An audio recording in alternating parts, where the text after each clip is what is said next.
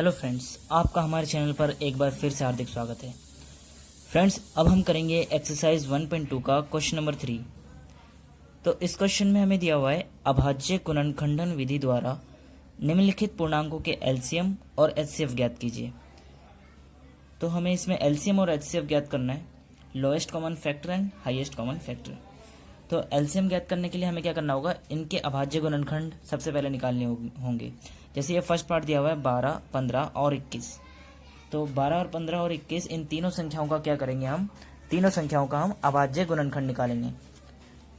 तो अभाज्य गुणनखंड निकालने के लिए इसका हम फैक्टर निकालते हैं। 12 का निकालेंगे पहले अगर, तो क्या हो जाएगा, 2 छक 12, 2 तिये 6 और 3 एकम 3।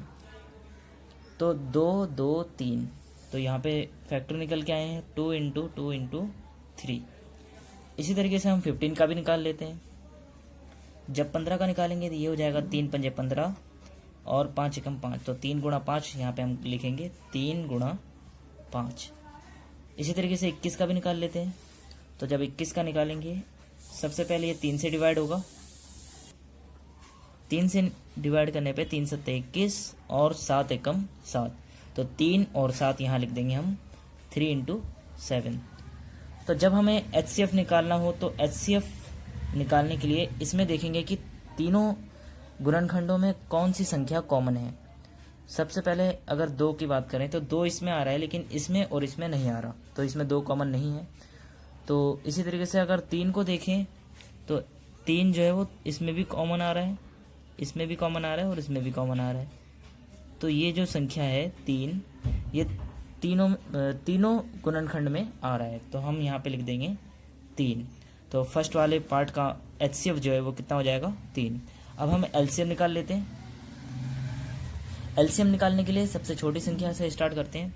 जैसे यहाँ पे देखेंगे 2, यहाँ पे 2 कितने टाइम्स आ रहा है, 2 टाइम्स आ रहा है। तो यहाँ पे लिखेंगे 2 की पावर 2।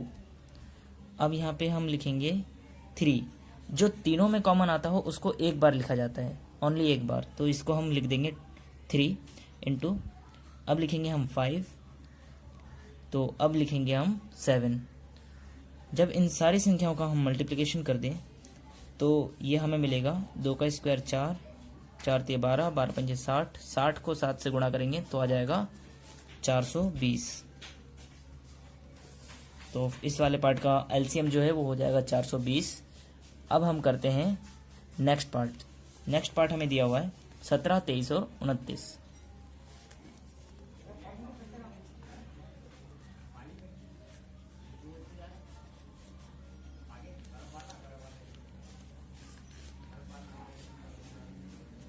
तो जो सेकंड पार्ट है वो दिया हुआ है हमें 17, 23 और 29। तो 17 का अगर हम फैक्टर निकालें तो 17 का 1 गुणा 17 होगा, क्योंकि 17 एकम 17 होता है। इसका कोई और अभाज्य गुणनखंड नहीं है, यह एक अभाज्य संख्या है। तो अगली संख्या है 23, तो इसका भी होगा 1 गुणा 23। इसी तरीके से 29 का भी ऐसे ही हो जाएगा 1 गुणा 29।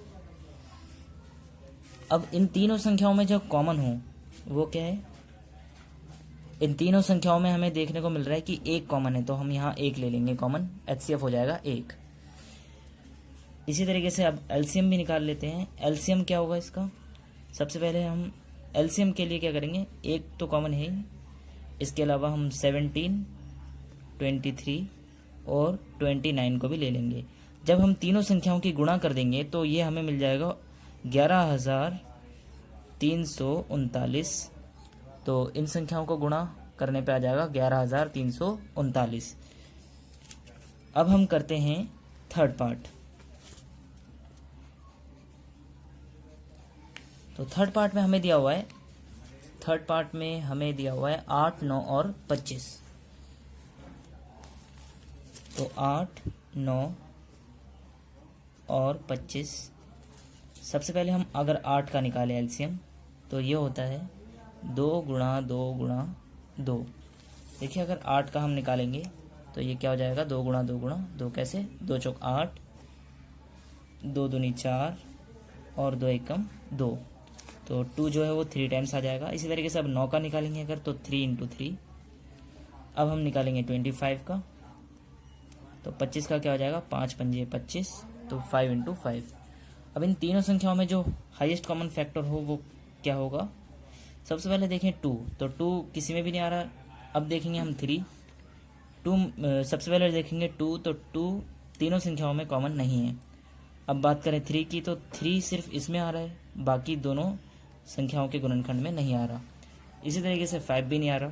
मीन्स इसमें कोई भी उभयनिष्ठ गुणनखंड नहीं है। जब किसी भी संख्या का कोई उभयनिष्ठ गुणनखंड नहीं होता तो उसका उभयनिष्ठ गुणनखंड 1 होता है, इसलिए इसका उभयनिष्ठ गुणनखंड क्या होगा, 1। 1 के अतिरिक्त कोई उभयनिष्ठ गुणनखंड नहीं होता तो 1 ही लिया जाता है, तो HCF 1 हो जाएगा। अब हम इसका एलसीएम निकाल लेंगे। तो एलसीएम निकालने के लिए सबसे पहले देखेंगे यहाँ 2 की पावर 3 है,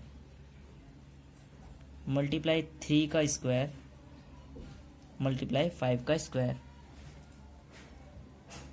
अब इसको अगर सॉल्व कर दें तो 2 की पावर 3 करने पे आएगा 8 और 5 का स्क्वायर करने पे आएगा 25।